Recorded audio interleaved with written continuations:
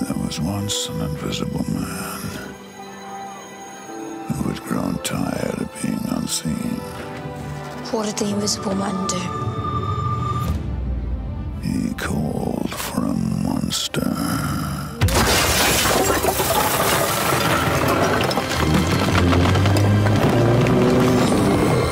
Salut, c'est Thundergeek. Salut, c'est Decad. On vient de voir quelques minutes après minuit et on vous dit ce qu'on en a pensé en 5 points. Point numéro 1, l'intrigue. Alors pour moi, l'intrigue est plutôt réussie. On a ici une histoire qui essaye de sortir des carcans du genre. Oui, alors le film insiste beaucoup sur le fait que les histoires sont importantes dans la vie des gens. Je pense que le réalisateur aurait dû appliquer ce précepte à son film, car pour moi le film n'a pas d'histoire, en tout cas pas de vraie histoire à mon sens, et c'est du coup un très mauvais point pour moi. Point numéro 2, la réalisation. Ici, c'est un travail pour moi très impressionnant en ce début d'année. Il y a ici un travail sur la lumière et les couleurs qu'on voit rarement pour un film européen. C'est le premier film de Bayona que je vois et j'avoue que j'ai été assez épaté par la forme, c'est vraiment du caviar. C'est hyper bien cadré, hyper bien éclairé, vraiment chapeau à ce niveau-là. Point numéro 3, la thématique.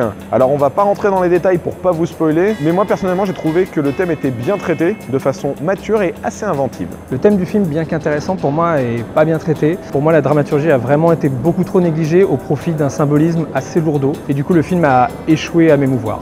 Point numéro 4, les acteurs. Là, c'est un sans faute pour moi. Tous les personnages jouent bien. Mention spéciale à Sigourney Weaver dans un type de rôle où on la voit assez rarement pour moi. J'ai trouvé les acteurs absolument tous parfaits. Mention spéciale au gamin qui était vraiment absolument impressionnant.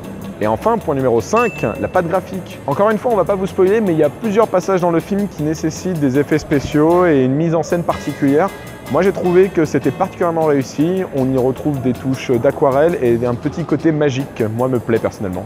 En effet, le film est rempli vraiment de visions très fortes, il y a vraiment une originalité totale dans le design, dans la patte graphique du film et du coup j'ai trouvé ça très rafraîchissant.